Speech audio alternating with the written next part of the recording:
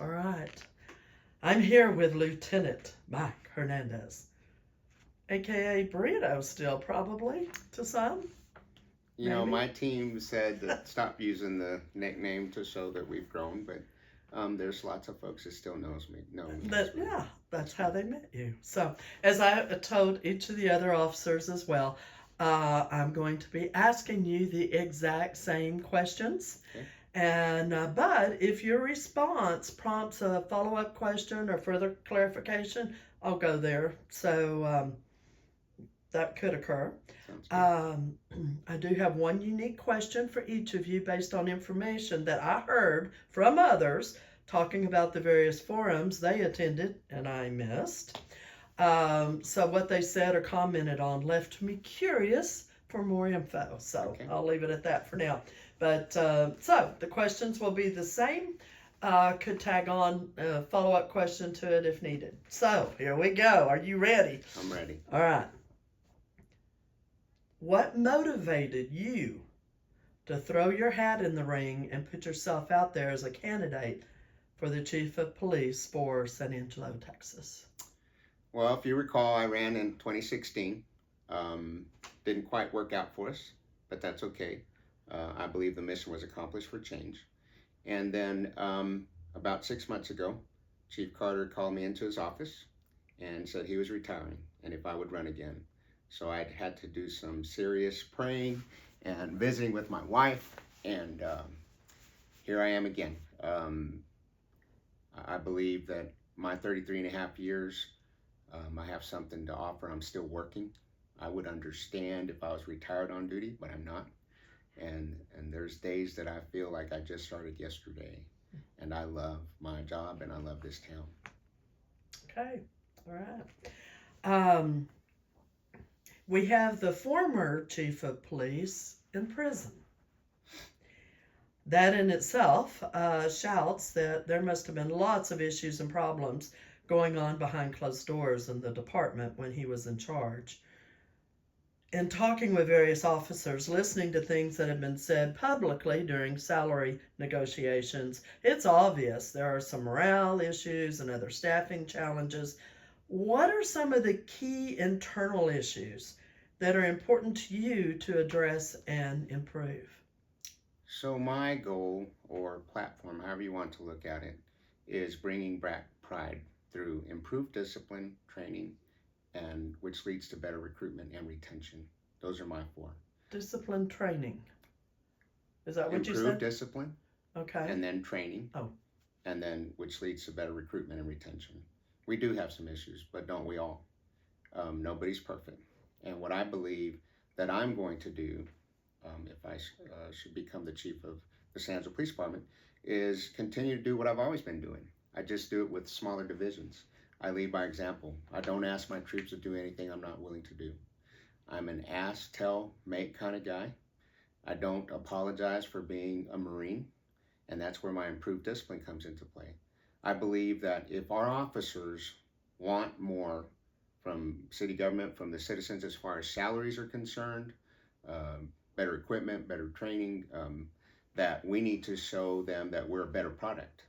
And so, with that being said, I think it's covered in the four that I'm standing on. Mark Ziegler says that his quote is, "Don't demand respect, earn it, and don't expect loyalty, build it."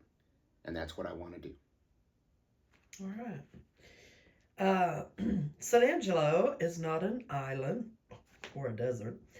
Sadly, though, it is directly impacted by many state and national issues. One in particular that isn't being addressed openly yet in our community is the crime challenges that are happening due to the illegal aliens who have plowed through our open border just south of us. Traveling the state with my work, I see the horrors, hear the chatter of citizens, and visibly witness the apparent illegals wandering around on the streets, walking the highways, sleeping in doorways, and trashing our once beautiful state. What are you seeing here in San Angelo, and how do you intend to address this growing crisis? So I too have traveled the state and seen what it's done to our larger cities in the state of Texas. Thankfully, we're sort of kind of off the beaten path, and not that we don't have ours, but we're gonna enforce the laws. We're gonna do whatever it is necessary to do that. We're 16 officers short in the police department. We're four officers or four detectives, I should say, in my detective division. We're still working, and yes, we're going to focus on homicides. Obviously, we have a couple of homicide cases that are going back to back in trials currently at the district courthouses. So those take precedent. But if our officers are out there on patrol and they see a crime, we're going to enforce it, and that's all we can do. You know, if you didn't know this, that we go from call to call, and when some of our forums that you talked about, when they talked about that we're down with citations, you know, well, we wrote 23 some odd thousand last year. We had a couple of weeks ago had already written about 1,400 in this month, last month alone, at about the halfway mark. So we're going from call to call, and so it's awful busy to stay up with those things. You know, DPS is constantly doing their tours down at the border in Austin and in Dallas. Thank goodness we don't have that problem here. Between us and the Tom Green County Sheriff's Office, some DPS sometimes when they're in town, you know, because we have a lot more troopers stationed here in San Angelo today than we ever have. Municipal Court, Border Patrol, ICE, Homeland Security. We have a very good base here for law enforcement. And if you recall, a few months ago, we had a shooting at the Plasma Center out at Southwest Plaza. Within 3 minutes, the first officers arrived, and within a few more minutes after that, we had over 50 officers from different agencies there. The bad guy only got 2 blocks away and was captured behind Market Street with his handgun. So we still have it going on here, if you will, in San Angelo, and I intend to keep that. Wow. I did hear about that. I was out of town when that occurred. The Mexican cartels are actively working on the Texas side of the border today. How active are the cartels in the San Angelo area? They're active. Again, if you recall, I'm the lieutenant over our criminal investigation division currently, and one of our trials going on right now is the homicide of Staff Sergeant Bryce downtown, the Marine. And being a Marine, we were not going to rest. And within 3 days, we had 7 arrests. That's about as much as I can say about that. Mm-hmm. But sort of kind of connected, if you will. They're not as active again as the big city. But the good thing about San Angelo, Texas is that we know all the criminals. And when a new person comes into town, we get to know them pretty quick. And so you don't go for solving homicides within the last couple of years, 7 for 7 in the bigger cities. Who does that? And I think it's because we have good people. We have a good system, if you will, and we share the intel. We have a great criminal analysis team that puts that information out. Whenever we meet twice a week, as far as command staff is concerned, we share that information. We put it out to patrol. You know what they look like. You know where they live. You know what they're driving. That's what we do. And so I believe, you know, if you remember me, that's actually where my nickname came from, was my gang unit days. Yeah. And so I'm very in touch with that. I believe I'm the only one that's ever served on the gang unit between the other candidates. And so I know the gangs. I'm a firm believer in keeping that database up to date so that when they do commit a crime, we're able to enhance it in the court system just because they're in the system. And so I want to continue to keep that unit thriving, making sure we're being proactive and not reactive. Okay. Do you feel that the citizens of San Angelo need to be better informed about the crime issues in our community directly from the San Angelo Police Department versus news media outlets who just want a good story that if it bleeds, it leads, as they say? Yes, ma'am. I do want to give what I can if I become the chief of police. We have to be careful with how transparent we are in reference to things, because you don't want to tank the case. I went to the FBI National Academy in 2014 for that very specific job in reference to giving out information through public information. I know that we still continue to do a Chief's Corner with KLST. I could put some of that information out there as far as the stats are concerned. You know, the last time I checked, we still have burglaries are big. Burglary of vehicles are big in San Angelo. The gangbangers are looking for weapons. Don't leave your weapon in your car. 80% of the vehicles are left unlocked. If we could change some of that and deter some of that crime, I'm constantly asking folks to, you know, if they could upgrade their system, if they have an alarm system, if they could leave their lights on at night. So when the officer turns a corner down at the end of the block and the lights are already on, well, then he can already see your house and see who may or may not be standing in your front yard. It's what I do with my residents, because they're looking for soft targets. Soft targets are those that just, they have too much shrubbery in front of their homes, they don't have lights on, they don't have an alarm system, and anytime we can put that kind of information out to the public, then it helps us with the stats. Yeah. Okay. Politics tend to bring out the good old boy way of doing things. Many people today are totally exhausted with seeing this and ready for this to be done away with. Do you see this in the department? And if so, how will you address that? When you're just talking about the good old boy system, you're just talking about the good old boy system in general? Yeah, I won't define it any further because I didn't with the other two, but Okay. good old boy. Stereotype of the good old boy. I guess the best way I can answer that, what I'm hearing, is I'm not one. I was the first Hernandez in the San Angelo Police Department. I didn't know anybody in the police department. And now we have 6, and I am related to 2 of them. My brother came from South Carolina. He had worked over there after he got out of the Marine Corps. And now my daughter's our public information officer / recruiter. So when I hear good old boy system, I'm not about, you know, not too long ago, I was at a veterans breakfast, and a veteran said, you know, I don't like what you guys say with that thin blue line because it divides us. And I said, sir, you're looking at that all wrong. The thin blue line is the thin blue line between good and evil. That's between, we're with you, we're the good guys. And so he said, well, I did have that all wrong. I said, and plus, the military has the thin green line. Dispatchers have the thin yellow line. Fire department has the thin red line. And so it's not dividing anyone except for, it's just a brotherhood, a sisterhood, that we're on the same team. And so I don't particularly like that phrase, the good old boy system, because another thing, if I should become the chief of police, and my mission statement, I think I have it covered, and I can answer this question just with this mission statement alone. It's going to be serving all who call through pride, professionalism, and purpose. Okay, all right. Would you want to get the citizens more involved with crime awareness, reporting crime, and possibly even fighting crime? And if so, how would you envision this happening? Maybe to an extent. I don't know about the fighting the crime, because then that's liability. Like, I wouldn't want anybody to get hurt. It's already tough enough being the critical incident commander for our department that when I ask my SWAT team to go into a building to secure a subject, that you're responsible for them.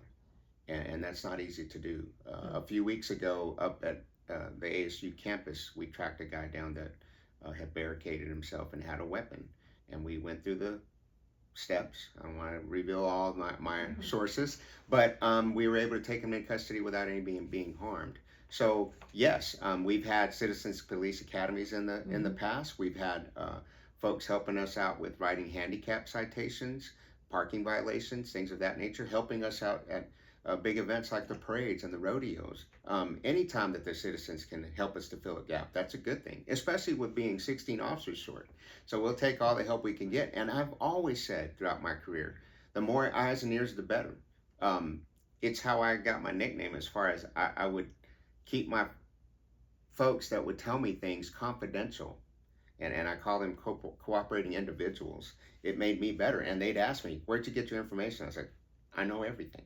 And so I think it's a good thing to get the citizens involved to a certain extent. Okay, all right. Is is the San Angelo Police Department staying up to date with today's fast developing technology? And if not, is this an issue that needs to be addressed? And how would you do it?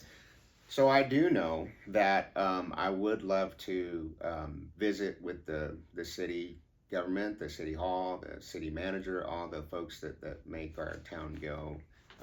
They write the check, of course. Even though the chief of police is elected, we still have to work together. We still have to work as a team. And for instance, our body cams and our cameras in our vehicles just 5 years ago were $1 million less than what we will have to re-up the contract in November for 1 million more. Technology is just getting out of control, if you will, that unaffordable. I don't know how old our budget is, but it is something that I would like to visit about, because today when we send a spent round, when somebody shoots in the casing and we want DNA from that casing, we send it to Florida and that costs $8,000. I guarantee you when they gave us a budget so many years ago, they didn't take that into consideration. And so it would be huge. Now, as far as our every officer has a body cam, every police car that's out on the road has the video equipment. We're maintaining what we need, but you know, it's getting awful close to falling behind. But yes, we need to visit about that. Okay. Gangs, violence, copycat crimes that are seen on social media. How much of this type of thing do we have going on here in San Angelo? We've had some recent investigations that involve some gangs, but again, we know who they are. We have the pulse of the community as far as the crime is concerned. We haven't seen too much with the copycat stuff that others see. You know, I get those reports every day. I oversee a criminal investigation division. If a patrolman writes a report, they send it through CID, and if it warrants, whether it goes to municipal court, county court, or district court, where does that crime fall? Then that's our responsibility. And our detectives have to put those packets together and ship them over and ensure that it's the best investigation so that we can get not just an arrest on the night of the arrest, but time if that's what needs to become of it. Yeah, I think that we're still doing pretty good here in San Angelo as far as keeping up with it. Now, I'm not saying we don't have our crime. We have our crime, but if we can, like some of the other questions that you've asked with the citizens helping us out, I think we can make it better. Okay. One more kind of in that line. The violence that we see on TV today happening around our country, we wouldn't have even dreamed of 30, 40, 50 years ago. What are the key crime issues that we're dealing with locally?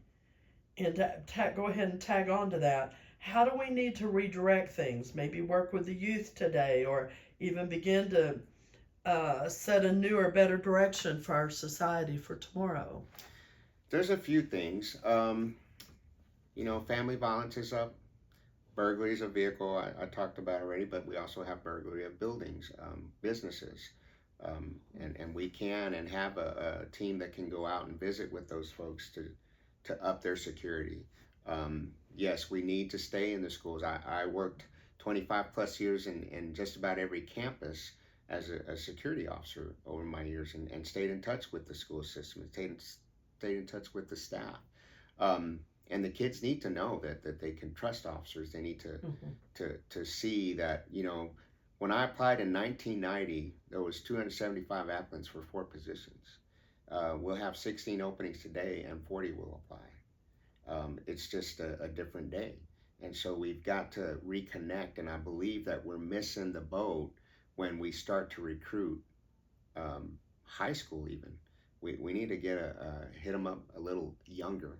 And there are, whenever we do visit those elementary campuses, those kids want to see police officers. They want to say hi. They want to know that we're good guys. And I think that we can change that culture and make it an honorable profession again, to where, you know, I don't know if I'd be doing this job anymore in the big city. You know, when they're trying to defund the police, we're so thankful that we have a bubble out here in West Texas, and that we can still go out in the community and the community buys us a cup of coffee, they pay for our meal. It's just special, and we need to hang on to that. Yeah, absolutely. Changing of the guard is always a challenging situation. Do you plan to keep any of the current assistant chiefs in place? And if so, who and why? What do they bring to the table that you feel is critical for your administration? Or do you feel a clean slate is better? Is this one of those questions that somebody told you to ask? No. No. Okay. So, with that being going, said, I'm going to tell you a story. Okay. Okay. When I was put my name in the hat in 2016, I'll never forget it. And Lieutenant Carter at the time, Chief Carter, called Now, me. there were 4 of y'all in that race, Yes. if I remember correctly. Yes. And Sergeant Griffith was my night sergeant. And we had just stepped out of Starbucks at 11 p.m. because they were closing their doors. We'd stopped them for a cup of coffee. Lieutenant Carter calls me and he says, "Will you make me an assistant?" And I told him these exact words: "It's unethical for me to offer you a job that I don't even have the job yet to offer." Okay? He recently called me again and asked, "Would you keep my assistants on?" And I said, "Sir, I'll tell you the same thing I told you in 2016. It's unethical. And I promise no one, and I'll tell you this in reference to the political season I'm in today. I have a list of 8 people that others have said I've offered the job to." Okay? It's interesting to me because the only ones I haven't offered the job to are the other candidates' picks, if you will. And I'm not going to go there. You cannot do that. It's immoral. It's unethical. And I'm going to say my response to that will be in the best interest and for the betterment of the department. And I believe that my picks for the future, once I decide to step aside, that I believe they'll do a better job than I will. And I think I'm going to do a pretty good job if I get in there. Yeah. To answer your first question, wasn't it, help my memory, Martinez that was from the previous administration that stayed over for, I don't know what period of time. A few months. Yeah, I'm not sure. It was a few months for a transition period. Oh, okay. But he became the 3rd assistant, where the chief does appoint the chiefs. It's the only position in the department that we don't, obviously the chief is elected, but it's the only positions, the assistant chief positions, we currently have 2 that are appointed by the chief and the chief alone. Okay. But in their transition period, Assistant Chief Martinez at the time was the senior assistant. He became the 3rd assistant chief. Okay. And so that was my thought. Every administration is different, and I have a thought, and I did tell Lieutenant Carter that at the time, that I would definitely take a look at him being a senior lieutenant, but it wasn't good enough, and he told me, advised me that he was going to put his name in the hat, and I said, "May the best man win." And if you don't think that I've replayed that for almost 8 years, that I could currently be the chief of police, and Chief Carter would have been one of my assistants at his request, and had he supported me with his the folks that supported him, then I think I would have won. But it's unethical. So I'm not willing to give that up or to say, and it's interesting to me because of the 8 that are mentioned, obviously we only have so many lieutenants, so many sergeants in the department. Somebody might get it right. Yeah. Okay. I guess most of them typically retire, but if they chose not to, it's kind of a follow-up question. Would these officers be given a respectable position to move into? Because I know a lot of times there's been retaliation and all that we've seen in previous. And I would never do that. And I'm glad that whenever questions are asked of me like this, I love that they're recorded. But if that was the case, they would be allowed to go back to the last rank, which our current assistant chiefs were both lieutenants. They would be senior, and they would have their choice. But it's their choice of whether if they're picked, obviously they stay on. If they're not picked, then they can choose to go back to lieutenant and have a choice being senior and or retire. And that's always been one of my questions because I guess at an assistant chief, they're paid at a higher level.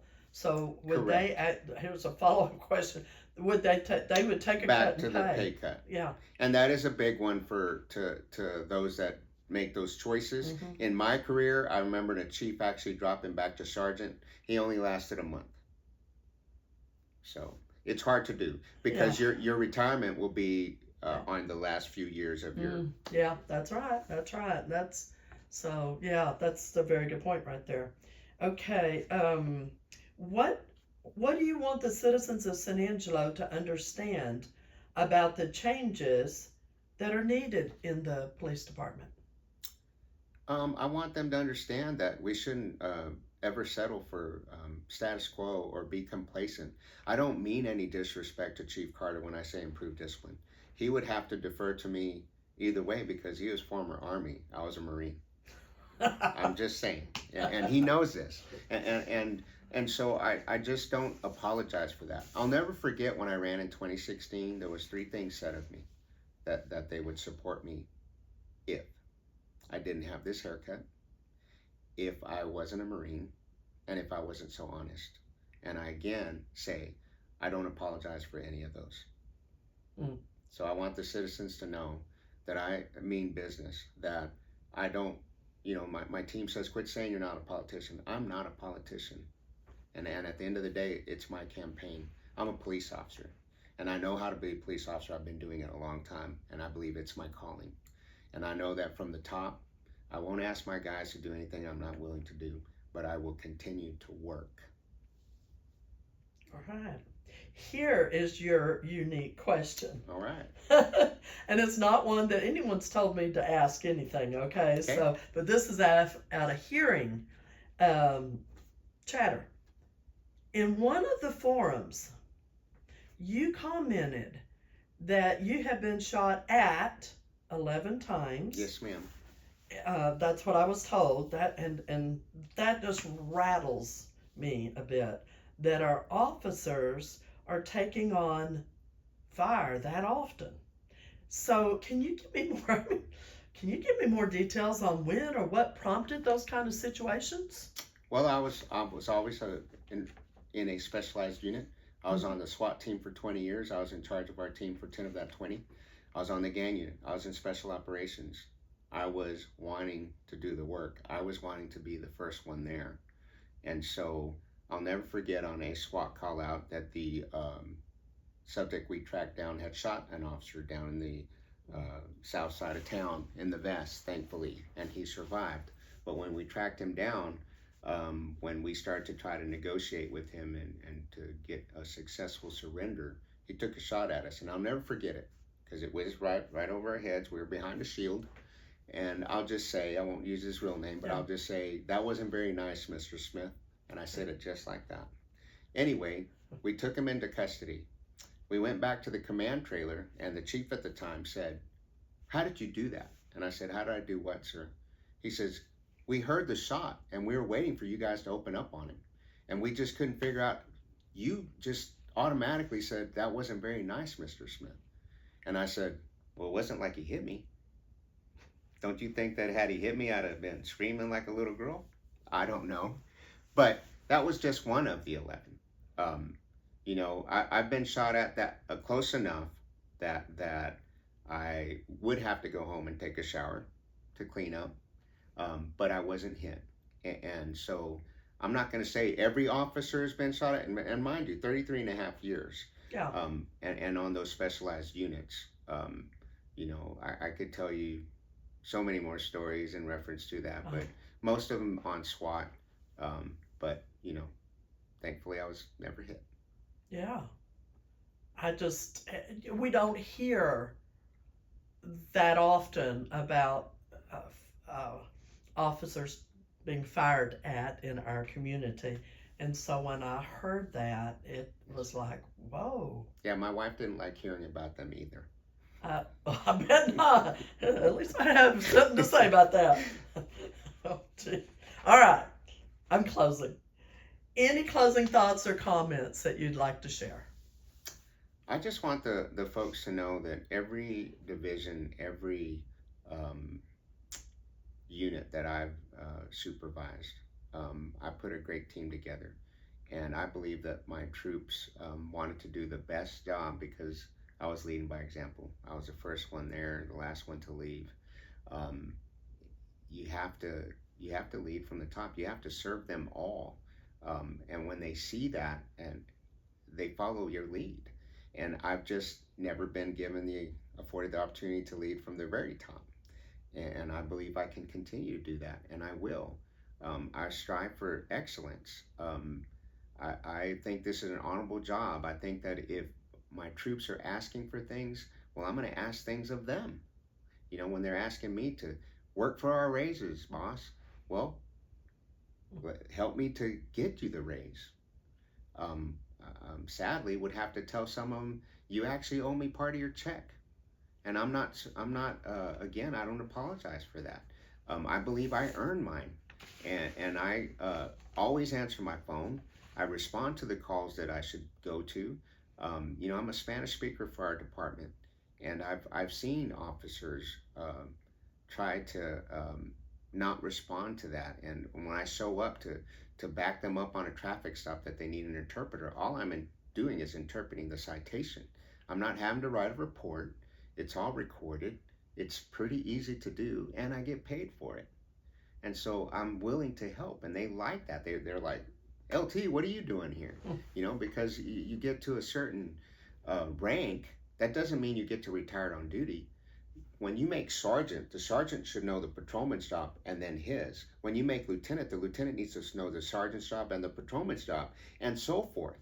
And so if I'm the chief of police and I see something in my view, I catch them, I clean them. I may not transport that bad guy to jail because I don't have a cage by policy. The patrolman can take them to jail for me, but I'll write the report. All right. Thank you. Thank For you. your time today. I really do appreciate it, and wish you all the best. Thank you, ma'am. God bless. God bless you.